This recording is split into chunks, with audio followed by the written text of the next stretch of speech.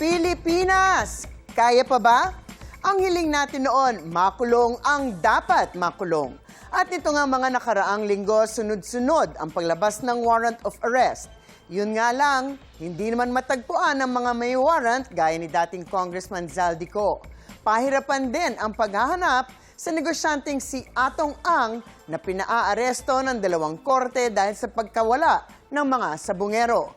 Pero nito lang nakaraang gabi, nag-voluntary surrender si dating Senador Bong Revilla Jr. sa PNP-CIDG matapos ilabas ng Sandigan Bayan 3rd Division ang arrest warrant laban sa kanya kaugnay ng Ghost Project umano sa Bulacan. Ang mga tanong ng bayan tungkol sa mga kasong yan, sasagutin natin. Ask me, ask Attorney Gabby. Attorney, nag-post ng bail si Bong sa kasong graft pero hindi pa siya makakalaya dahil may isa pa siyang kasong malversation na non-bailable. Makakatulong ba sa kaso ng isang akusado ang pagwa-voluntary surrender? Well, malaking tulong ang voluntary surrender tulad ng ginawa ng dating senador sa kaso na kanyang kinakaharap. Sa ilalim ng Revised Penal Code, ang voluntary surrender ay itinuturing na mitigating circumstance. Ibig sabihin, kapag kusang sumuko ang isang akusado, maaari itong ikonsidera ng korte bilang pampababa ng parusa kung mapatunayan siyang guilty. Pero syempre, makukonsider lang ang kanyang voluntary surrender sa dulo na ng kaso. In the meantime, ang voluntary surrender na ito ay hindi makakatulong sa pag-resolve ng issue kung pwede siyang makalaya sa ngayon na pending pa ang kaso. Ang isang akusado na inaresto ay hindi naman nakapiit kaagad sa bilangguan. Habang pending pa ito, usually nakakapagpiyansa o tinatawag nating nakakapag-post ng bail. Kapag sinabing bail, ito ay seguridad na binibigay na kahit na ikaw ay palalayain habang ongoing ang kaso, ikaw ay mangangakong magpapakita sa mga hearing at hindi tatakas. Usually, ang bail ay isang karapatan. It is a matter of right. Automatic na ibibigay yan unless ang kaso ay reclusion perpetua and evidence of guilt is strong. At yan ang problema sa kaso ni Bong Revilla.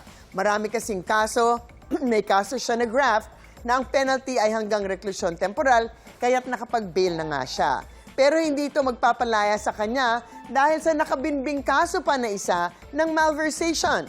Ang malversation po kasi kung ang perang dinespalgo ay lampas 8.8 lang million, ang penalty na po ay reclusion perpetua na maaari maging non-bailable, kailangan patingnan ng korte kung malakas o mahina ang ebidensya ng prosecution bago nila desisyonan kung maaari ba siyang magpiyansa o hindi.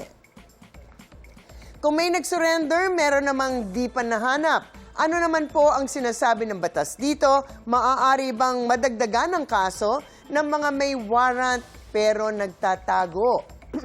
Para naman sa mga may warrant of arrest na hindi pa rin matagpuan o talagang nagtatago, ang simpleng hindi agad pagsuko ay hindi naman otomatikong dagdag o hiwalay na krimen. Ngunit kung sadyang nagtatago isang akusado upang umiwas sa pag-aresto, may seryosong epekto din to sa kanyang kaso. Una, maaaring ipagtibay nito ang paniniwala ng korte na totoong isa siyang flight risk. So eventually kapag siya ay naaresto, baka hindi siya talaga payagang mag-bail dahil sa malaking posibilidad na talagang siya ay tatakas. Habang nagtatago ang isang akusado, mas lumalakas din ang persepsyon na siya ay guilty. Pangalawa, yung mga tumutulong na itago ang akusadong ito, sila ang may posibleng kaso ng obstruction of justice or harboring a fugitive. So it might not be worth it yung mga nagtatago sa mga nagtatago na yan. At kayo din ay makukulong dahil sa pagtulong nga sa akusado.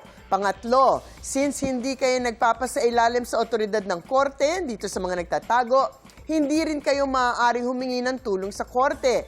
Hindi pwede kayo mag-apply for bail, mag-motion to quash ng arrest warrant, or magpag-dismiss ng kaso na ang appear lamang ay mga abogado ninyo. Magpakita or mag-surrender muna kayo bago kayo papansinin ng korte. And finally, hindi rin naman talaga masaya ang buhay ng TNT, ang tago ng tago.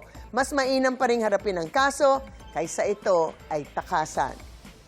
Ang mga usaping batas, bibigyan po nating linaw para sa kapayapaan ng pag-iisip. Huwag magdalawang isip. Ask me. Ask Attorney Gabby. ikaw, hindi ka pa nakasubscribe sa GMA Public Affairs YouTube channel? Bakit? Mag-subscribe ka na, dali na, para laging una ka sa mga latest kwento at balita. I-follow mo na rin ang official social media pages ng Unang Hirit. Salamat, Kapuso.